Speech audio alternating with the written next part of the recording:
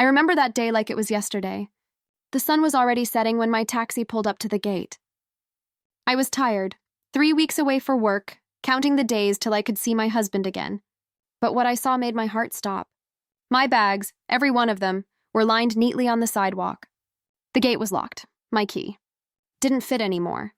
At first, I thought maybe it was a mistake. Maybe he had traveled. Maybe the neighbors were helping. But then I saw it, a folded piece of paper tucked under my suitcase handle. My name written in his handwriting. I picked it up with shaking hands.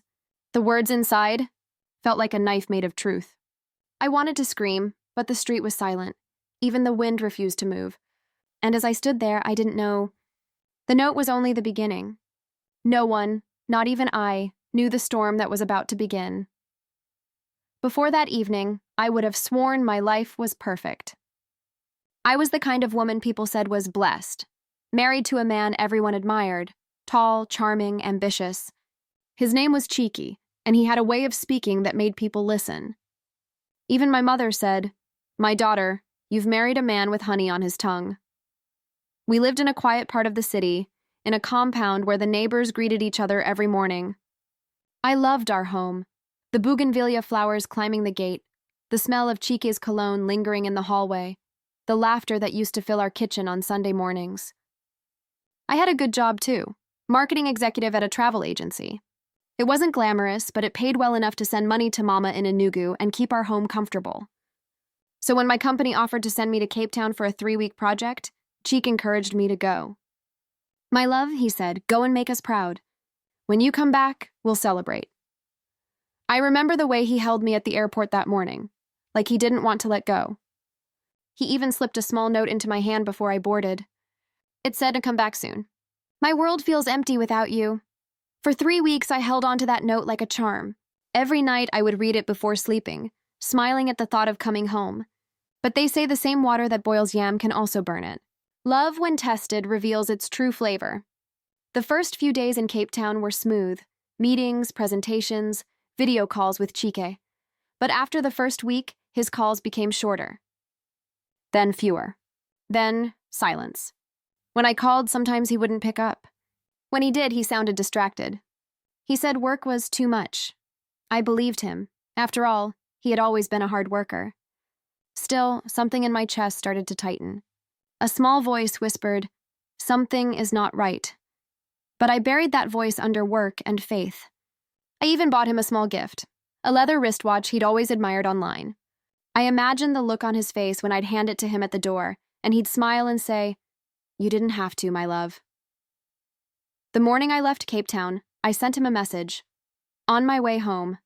"I can't wait to see you." He didn't reply, but I thought, maybe he's planning a surprise.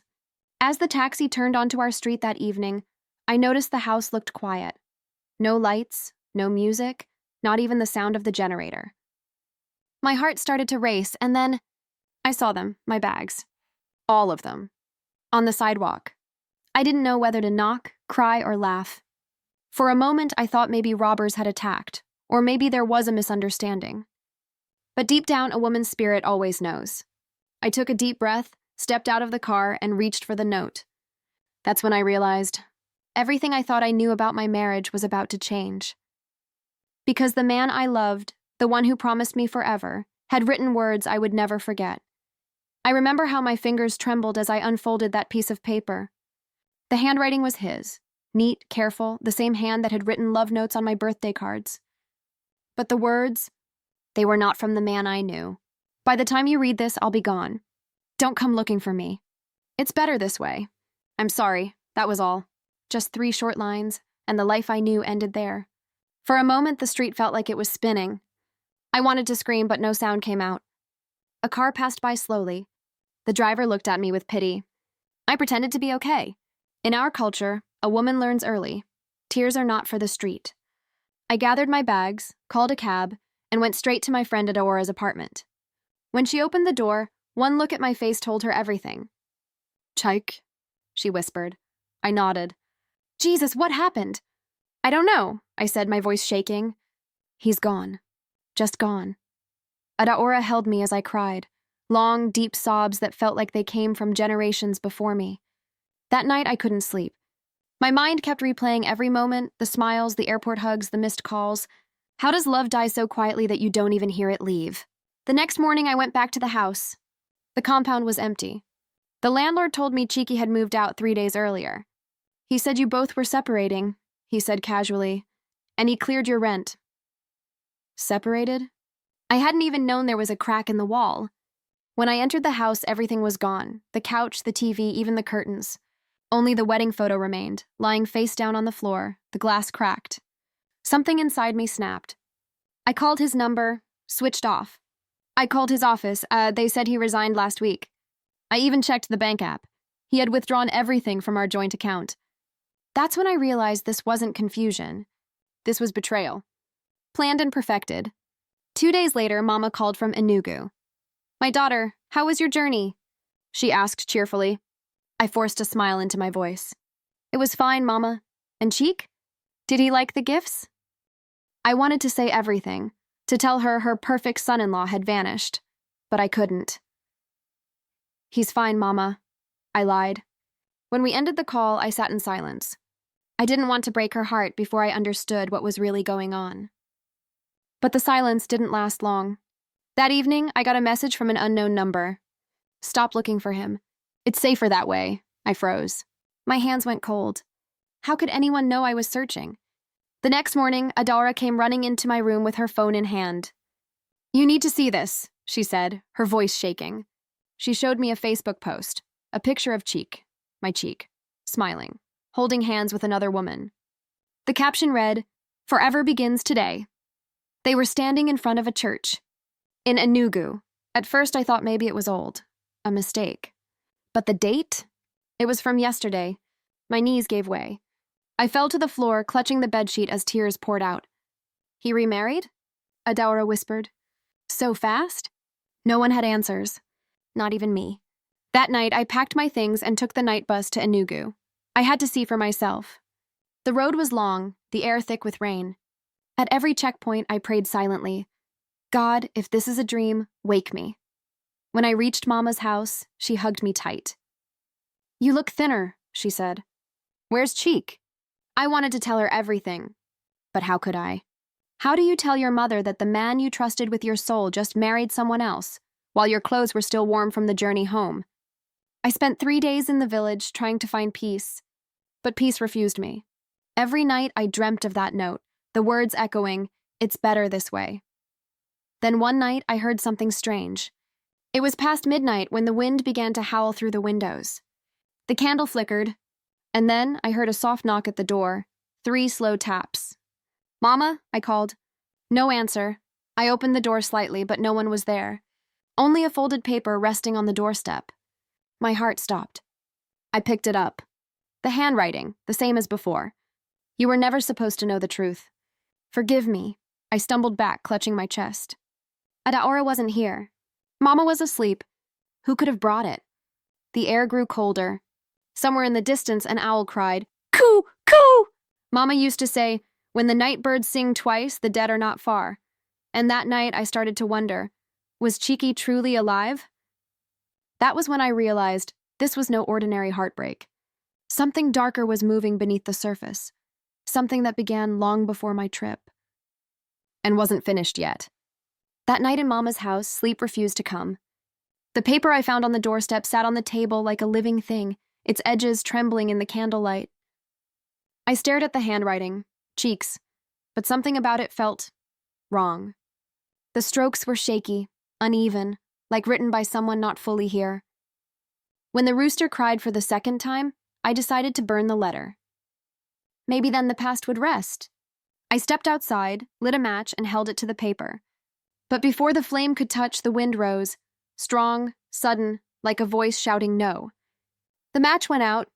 Mama appeared behind me, her wrapper tied high on her chest. "You shouldn't burn what you don't understand," she said. "Mama, it's just a letter." "Then why is your hand shaking?" She took the paper, studied it, and sighed. "Tomorrow we go to Mama Ejima. She reads what ordinary eyes can't see." The next morning, we walked down the red earth road to the old woman's hut. Smoke curled from her cooking fire, and charms hung from the doorway. Inside, the air smelled of camwood and palm oil. Mama Ejima was blind in both eyes, yet she greeted me by name. Welcome, daughter of Adanma. The letter came before you did. My heart skipped. How do you... She lifted a finger. Shh, sit. She placed the letter in a wooden bowl, sprinkled white chalk over it, and began to chant softly. The flame of her small lantern flickered blue. After a long silence, she said, The hand that wrote this was guided by another. He is not dead, but he walks among shadows. A promise he broke has called the ancestors to judge. I felt a chill crawl down my spine. A promise? Yes. He bound his heart to 2 women and lied to both. The one he left behind cursed him with her final breath. Now he runs, not from you, but from what follows him. My lips trembled. The other woman? She's real. More real than he now wishes. Mama Ejima leaned closer. You must decide, chase him, or let the spirits chase for you. But know this. When love is built on deceit, the ground beneath it hungers for truth. That night, I couldn't stop thinking about her words. Chiki hadn't just betrayed me. He'd awakened something darker, something old. I opened the window. The moon was full, casting silver light on the compound. From the distance came the faint sound of drums, slow, steady, like a heartbeat. And then I saw it. A shadow moved across the yard, tall, familiar, pausing by the mango tree. My throat went dry. Chike? I whispered. The shadow turned, but there was no face, only the echo of his voice. It's better this way. The wind howled, scattering the papers from my desk. One of them landed near my feet, the old note he left on the sidewalk. And beneath its folds, something new appeared, a photograph of us on our wedding day. Torn clean down the middle. That was when I realized I wasn't just searching for answers. I was standing at the doorway between the living and the truth the dead refused to bury. Morning came, but the sun refused to feel warm. I sat on Mama's veranda, watching the red dust swirl. My phone buzzed again, a message from an unknown number. If you truly want answers, come to St. Luke's Hospital. Room 12. My heart slammed. I showed Mama. She crossed herself and whispered, Go, but go with prayer. The hospital smelled of disinfectant and echoes. I followed the corridor until I saw him, Chike lying weak on the bed, tubes running from his arms, face pale. For a moment I froze at the door. The man who once laughed so loud could barely breathe. When he saw me, his eyes widened, guilty and grateful all at once. You came, he whispered. After everything, you still expected me not to? He tried to smile, failed. I didn't mean to hurt you. I was trying to protect you. I stepped closer. Protect me from what? Love, truth? Tears gathered at the corner of his eyes. She was sick, he said. The woman I married? Before you. We thought she died years ago. But when she came back, she was carrying a child, mine. She begged me to help before she went into surgery. I couldn't leave her alone. He coughed, voice trembling. I moved her to Enugu, married her again in name only so her people wouldn't reject the child. I planned to tell you when she recovered. But the guilt, the lies, they swallowed me. I felt the room spinning. So you chose silence over honesty? He nodded weakly. When she passed, I couldn't face you. Then I fell ill. They say it's stress, but I know it's punishment. The monitor beeped faster. I grabbed his hand. Punishment comes when you stop telling the truth, Chike. It's not the gods. It's your own heart. A nurse walked in, whispering, He shouldn't talk too long. But I couldn't stop now. I found the letters, I said. The ones you left. And I saw her picture. She looks like me. Same smile, same eyes. Why hide such pain when you could have asked for forgiveness? He closed his eyes. Because I didn't think I deserved it. For a moment, the silence between us said everything words could not.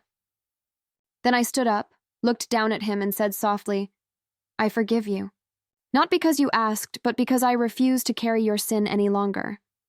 As I walked out of the room, I met a young woman in the corridor, maybe 19. She held a small boy's hand. Are you Mrs. Chike? She asked. I was, I said. He's been asking for you, she whispered. The child looked up, and something inside me broke again. He had Cheek's eyes. He smiled shyly. Mama said you're the good woman who helped Daddy. I swallowed the lump in my throat. Your father loves you very much, I said, kneeling. Promise me you'll remember that. Outside the hospital, rain began to fall. heavy, cleansing rain that soaked through my clothes but washed something out of my soul. I looked up at the sky and whispered, "The truth may hurt, but silence destroys." That was the day I stopped being the woman who waited for love to come home. I became the woman who could walk away, wet, wounded, but free. The rain did not stop that evening. It poured until the red dust turned to clay, and the wind carried away every trace of the old life I was leaving behind. I walked home slowly, one step at a time, each drop whispering, "Let go." When I reached Mama's compound, she was waiting under the mango tree, a wrapper tied around her shoulders, eyes filled with knowing. She didn't ask questions. She just opened her arms. And as I sank into her embrace, I realized something powerful. Sometimes love is not what we fight for. It's what we forgive and release. The days that followed were quiet. I packed away the photographs, the wedding cloth, the little souvenirs from our travels. Not because I hated him, but because I wanted peace to find space to breathe again. Mama used to say, "When the pot breaks, the soup still smells sweet, but you must not try to drink from it." I finally understood. So I began to write. Every night by the lantern, I wrote letters I would never send. To him, to her, to the little boy who carried both our blood and our mistakes. And in those letters, I poured out everything that still burned inside me. By the 7th night, I slept without tears. Months passed. The harmattan returned, sharp and dry. But this time, I wasn't afraid of the emptiness. I opened my own small tailoring shop at the junction, sewing clothes for women like me, women who had lost something, but found the courage to begin again. They would come with stories, laughter, even pain, and I would listen. Because I had learned that healing begins the moment someone listens without judgment. And every time a young girl came in crying over a man who lied, I smiled gently and said, "My daughter, when one road ends, the gods open another. Do not stand where the dust has settled. Walk where your spirit still shines." One afternoon, as I closed the shop, a woman I had never met before came in. She handed me an envelope, sealed with the hospital's mark.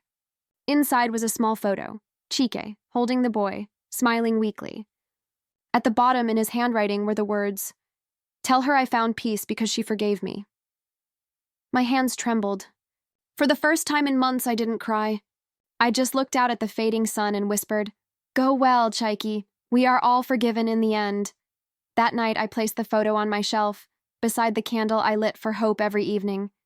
The flame flickered softly, and I smiled. "If pain was my teacher," I said, "then peace is my graduation." The drums outside began to echo from the neighbor's yard, slow, rhythmic, familiar. Children laughed, women cooked, life went on. And I knew, deep in my bones, that I had finally come home. In life, we pack many bags, some filled with clothes, others filled with secrets. But when the truth comes, it unpacks everything we tried to hide, and only then do we see what truly belongs to us. She pauses, voice softer now. Remember this, my child. The heart that forgives walks lighter than the one that remembers pain. Let go before the weight of yesterday breaks tomorrow's joy. I am Mama's voice, and this has been another tale of love, loss, and awakening. Until next time, may your journey home be lighter than the bags you carried.